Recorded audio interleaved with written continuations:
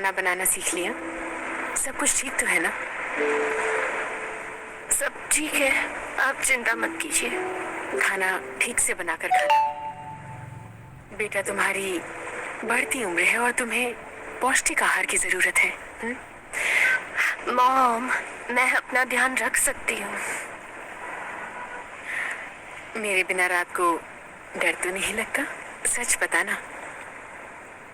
अब तो आदत हो गई। प्रार्थना करना और परमेश्वर के वचन पढ़ना चल रहा है ना? हाँ।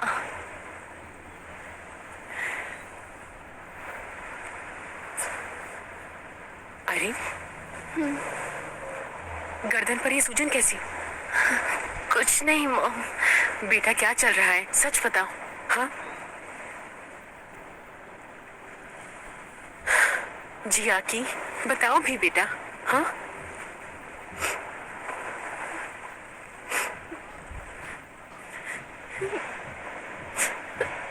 मुझे कैंसर है। अगले महीने मेरी सर्जरी है।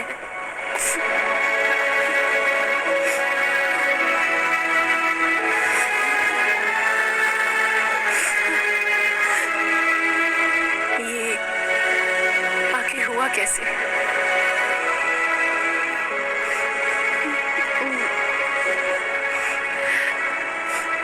डॉक्टरों ने कहा है ये लगातार तनाव और डिप्रेशन दोनों की वजह से हुआ है। आपके जाने के बाद पुलिस और रेड आर्म बैंड्स आती रही और मुझे डरा धमका कर आपके बारे में पूछती रही।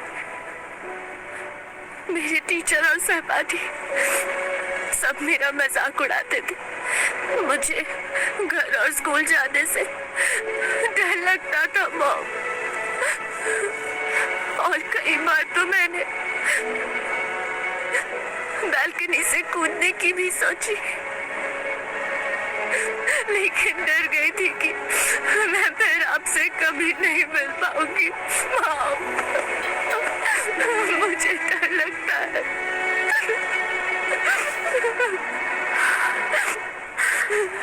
जी आकी, डरो मत। परमेश्वर हमारे साथ है, वही हमारा सहारा है।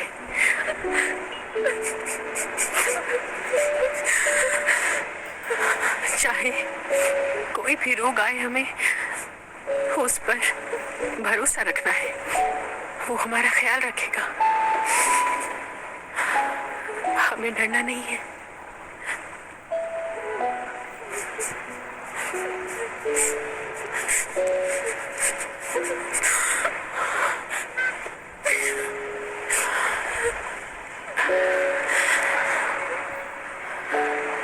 हम सर्वशक्तिमान परमेश्वर में विश्वास रखते हैं। वचन कहते हैं, सर्वशक्तिमान परमेश्वर एक सर्वशक्तिशाली चिकित्सक है। बीमारी में रहना मतलब बीमार होना, आत्मा में रहना मतलब स्वस्थ होना है। जीना मरना सब उसके हाथ में है। अगर हम प्रार्थना करेंगे तो वो हमारी मदद जरूर करेगा।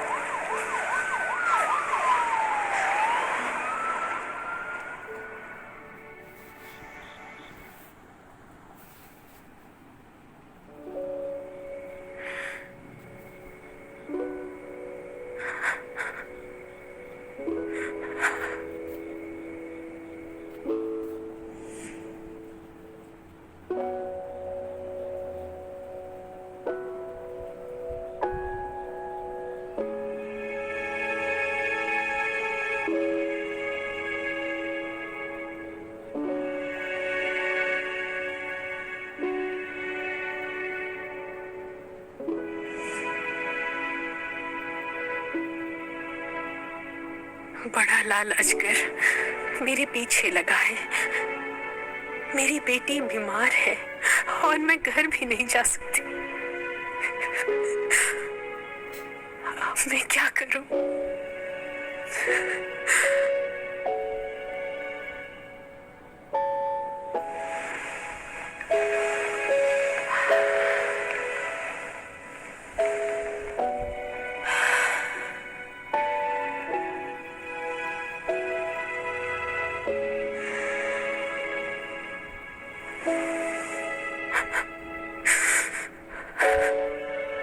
परमेश्वर, मैं मुसीबत में हूँ। अगर उसे कुछ हो गया तो मैं क्या करूंगी?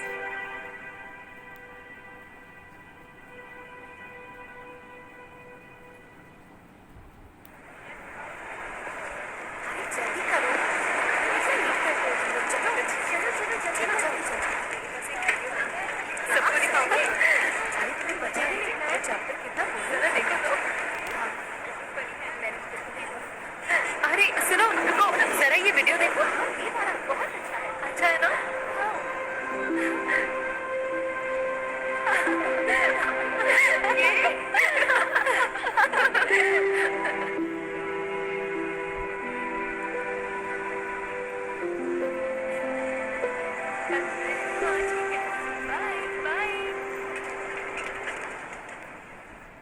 परमेश्वर इन स्थितियों का निर्माण हमें पूर्ण करने और बचाने के लिए करता है। परमेश्वर का धन्यवाद। परमेश्वर का धन्यवाद। सुनिए बहन लियांग, कुछ हुआ है क्या? नहीं, मैं ठीक हूँ।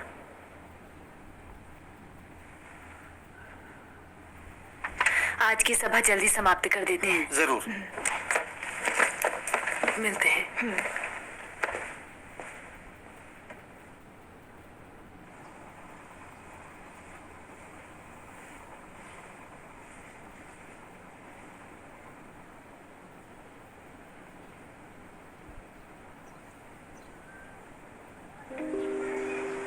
मैंने परमेश्वर के लिए अपने परिवार को त्याग दिया।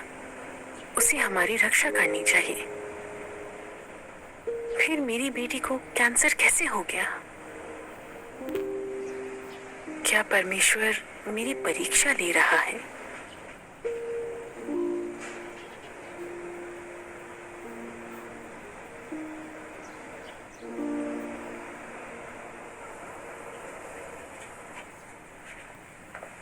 बहन लियांग, अपनी बेटी के बारे में ही सोच रही हो क्या?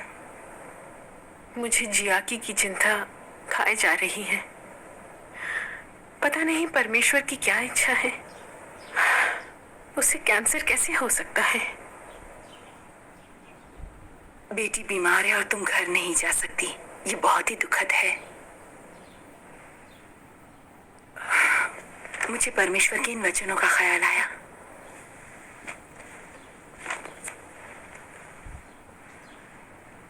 परीक्षणों से गुजरते हुए लोगों का कमजोर होना या उनके भीतर नकारात्मकता आना या परमेश्वर की इच्छा पर या अभ्यास के लिए उनके मार्ग पर स्पष्टता का अभाव होना स्वाभाविक है। परंतु हर हालत में अय्यूब की ही तरह तुम्हें परमेश्वर के कार्य पर भरोसा अवश्य होना चाहिए और परमेश्वर को नकारना नहीं चाहिए। यद्यपि अय्यूब कमजोर था और अपने जन्म के दिन को धिक्कारता था, उसने इससे इनकार नहीं किया कि मनुष्य को सभी चीजें यहोवा ने दी थी और यहोवा ही उन्हें वापस ले सकता है। चाहे उसकी कैसी भी परीक्षा ली गई, उसने अपना विश्वास बनाए रखा।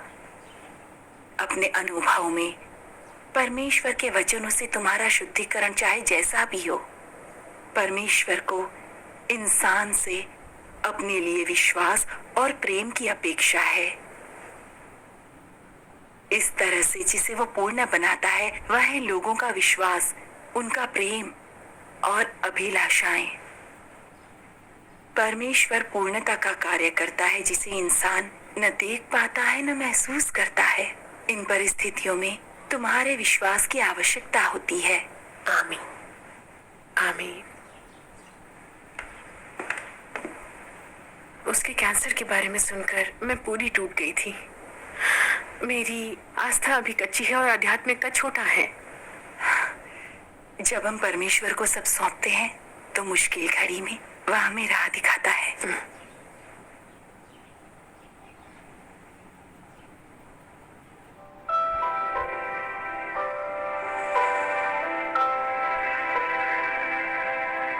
जब तुम कष्ट सहते हो, देखी नहीं सोचनी चाहिए, ना ईश्वर के खिलाफ शिकायत करनी चाहिए। जब ईश्वर खुद को छिपाता है, तुम्हें अनुसरण करने का यकीन होना चाहिए। अपना प्यार बनाए रखना चाहिए, इसे मिटने या मरने मत दो। फर्क नहीं पड़ता ईश्वर क्या करता, तुम्हें स्वीकारनी चाहिए योजना उसकी। उसके खिलाफ शिकायत की अपेक्षा देखो धिक्कार।